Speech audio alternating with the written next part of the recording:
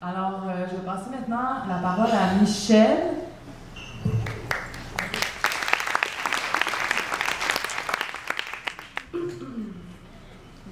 J'ai un peu de difficulté à contenir mon indignation en ce moment, donc ça se peut que mon timbre de voix varie de la tristesse à la joie à la rage. L'Assemblée nationale, dans la motion, ce qu'on n'a pas vu dans la belle vidéo avec notre belle Manon, qu'on aime toutes, c'est que l'Assemblée nationale a refusé de reconnaître qu'il y a une augmentation des écarts économiques entre les hommes et les femmes. Seulement de le reconnaître, ils ont refusé ça.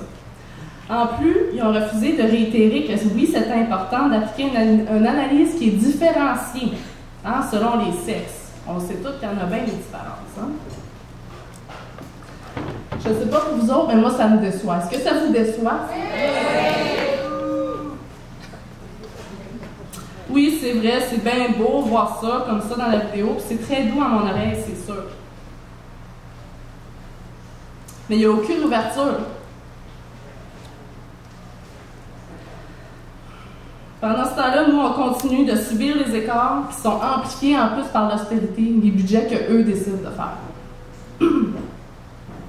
Je les ai vécus, je les vis présentement, vous les vivez, puis presque toutes les femmes qui fréquentent le Centre des femmes le vivent.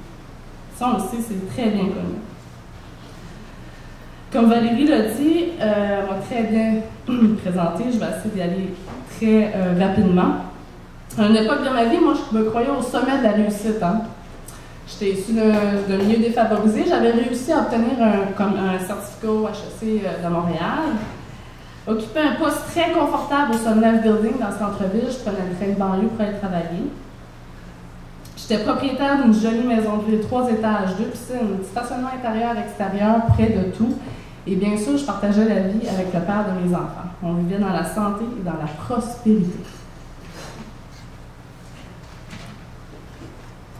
Un mois avant la fin de mon congé parental, mon employeur m'a jeté à la porte, sans chance d'accumuler des heures pour le chômage, rien.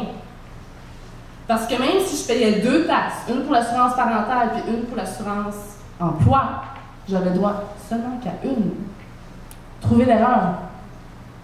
Je la comprends pas. La comprenez-vous, vous autres? Non. Ça, je pense. J'étais sans recours en plus parce qu'il avait joué la fameuse carte d'abolition de poste. Ben oui, c'était mon tour. C'était la pratique. Moi, je me croyais à l'abri de ça, mais j'étais pas la première qu'on mettait à la porte pour cause de maternité. Demander de rejoindre le salaire de mes équipiers masculins n'a sûrement pas aidé ma cause non plus. Sous le choc, on s'est départi de notre foyer pour atterrir dans un quartier pauvre de Laval. Une méchante drop sociale, laissez-moi vous le dire. J'avais travaillé tellement dur, me semble, que tout était encore à recommencer. En plus, avec 2 enfants en bas âge, je suis de dos. Excusez l'expression, je les aime beaucoup, les tous. Sans froid, bien évidemment, vous voyez m'en venir, j'ai développé des comportements violents. J'ai sombré dans la dépendance, mais sous plusieurs formes, puis dans la dépression. J'ai vécu d'itinérance à temps partiel parce qu'un monsieur, il n'y avait pas de logement pour prendre ses tours de garde. Puis ma famille me disait, va donc t'occuper de tes enfants, parce que lui, il m'harcelait au téléphone et un coup, j'étais rentrée chez ma famille. Sur l'aide sociale, j'ai vu l'État vider les poches du père de mes enfants pour redistribuer l'argent dans un système qui est fait pour les riches, puis ça au détriment de mes enfants, de vos enfants. C'est du détournement de fonds légal, ça. Moi, ça m'écoeure. Excusez le mot, là, ça m'écoeure. Ma plus vieille va commencer le préscolaire bientôt, puis je ne pourrai pas payer le service de garde en milieu scolaire. J'ai un petit peu peur à mon implication. Comment je vais trouver le temps? Trouver du travail, finir ma thérapie. Mon implication, un petit peu trop. Je vais passer au travers, on va trouver des solutions. Vous savez, mon histoire n'est pas la pire. Il y en a des bien plus pires, puis des vraies histoires d'horreur. Beaucoup sont touchés par les maudites coupures insensées et immorales. Cet argent-là est redistribué pour des hommes. La construction, le béton, les grandes corporations, maudite gang de... Les femmes passent tellement de temps à développer leur créativité juste pour maintenir la tête au-dessus de l'eau. On n'a pas de temps pour essayer de réintégrer ou d'intégrer même un système qui nous laisse tout le temps pour compte, qui ne soucie pas de nos réalités. Là, c'est long, hein, je m'excuse, mais j'en ai tellement dit. Un centre des femmes, je ne sais pas si vous êtes d'accord avec moi, c'est un peu comme une police d'assurance sociale qui est solidairement responsable du mieux-être. C'est bien dit, là.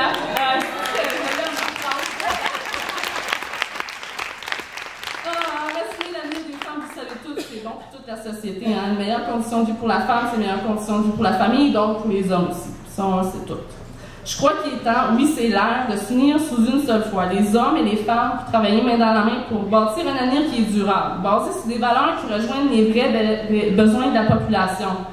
Je ne parle pas là, des besoins d'une élite capitaliste, patriarcale, de faire de l'argent à outrance sur le dos du pauvre peuple, au détriment des femmes et de nos ressources naturelles. Merci à vous tous d'être engagés sur le chemin de la résistance. Merci de former la relève et surtout de continuer à inculquer aux femmes qu'il ne faut plus avoir peur et qu'il est temps de passer à l'action.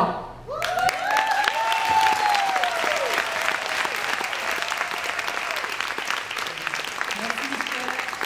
Je passe la parole à Janelle maintenant. Merci, Michel, de nous partager ton histoire, puis je partage ton indignation aussi.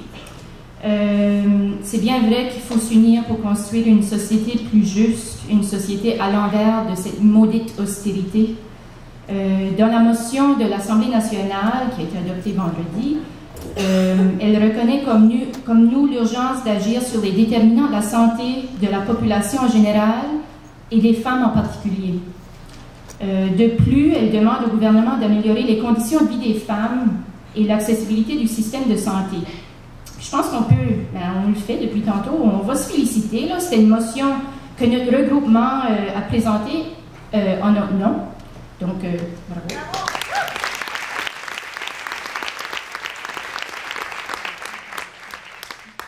Ça n'a pas été adopté. Désolée, ça n'a pas été adopté. S'indigner. Je ne sais pas si vous vous souvenez, mais on a publiquement dénoncé l'austérité dès le 25 novembre dernier dans le cadre des 12 jours d'action contre les violences faites aux femmes. Puis on affirmait déjà que c'était une forme de violence économique à l'endroit des femmes qui vivent au Québec. Puis comme le disait Michel, les centres de femmes constatent au quotidien la dégradation des conditions de vie des femmes. Pourquoi? C'est parce que c'est vrai, c'est leur vécu, puis c'est notre vécu à toutes. Puis vous avez peut-être vu passer, mais on a lancé une cueillette de données sur les impacts de l'austérité en janvier dernier à Jonquière.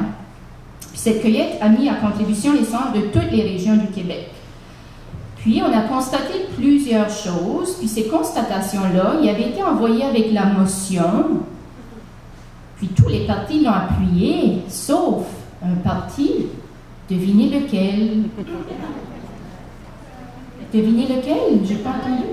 Ben oui, le Parti libéral. Fait qu'on trouvait très important de vous les lire. Donc, je vais vous lire les constatations qu'on a déjà de notre cueillette de données. Augmentation de références santé mentale par les C3S et les CLSC. Des cas de plus en plus lourds dans Lanaudière, Laurentides, Abitibi-Témiscamingue. Des groupes de soutien en santé mentale en augmentation à Montréal-Laval. Des augmentations des demandes de rencontres individuelles, des augmentations de demandes d'aide financière, des augmentations des difficultés avec l'aide sociale, des cas de défense de droits de plus en plus nombreux et lourds, augmentation de la fréquentation des activités où il y a de la nourriture et des demandes de dépannage, dans la capitale nationale, Laurentides, Montréal-Laval et Saguenay-Lac-Saint-Jean. Puis c'est pas juste pour les personnes à l'aide sociale, mais aussi les chômeuses et les travailleuses à salaire minimum. Les centres manquent de budget pour répondre à la demande de bouffe, de transport et d'embauche de travailleuses. Les femmes viennent se réchauffer dans nos centres, on le voit de plus en plus souvent, à Montréal-Laval et dans la capitale nationale. Les femmes ont de plus en plus de difficultés à se rendre au centre, dans le Bas-Saint-Laurent, Lanaudière et Abitibi-Témiscamingue. Les femmes n'osent pas quitter un conjoint violent à cause du manque de logement. l'impatience, le stress, l'anxiété et sentiments de panique chez les femmes. Donc la santé mentale se détériore. Difficulté de mobiliser, la peur immobilise. Les travailleuses, nous les travailleuses, vivent la culpabilité et l'impuissance, un sentiment de recul et de la colère. Les conditions de travail des travailleuses des centres se détériorent. On élimine des fonds de retraite, on diminue des heures de travail payées, on coupe des postes. L'indexation de notre financement récurrent est inférieure à l'augmentation du coût de la vie, ce qui signifie que notre financement diminue en dollars constants. C'est ce qu'on vit dans les 93 centres de femmes du Québec. C'est ce qu'on observe dans nos communautés. C'est ce que le Parti libéral ne voulait pas adopter dans la motion. C'est une insulte aux centres de femmes et aux participantes qui fréquentent les centres.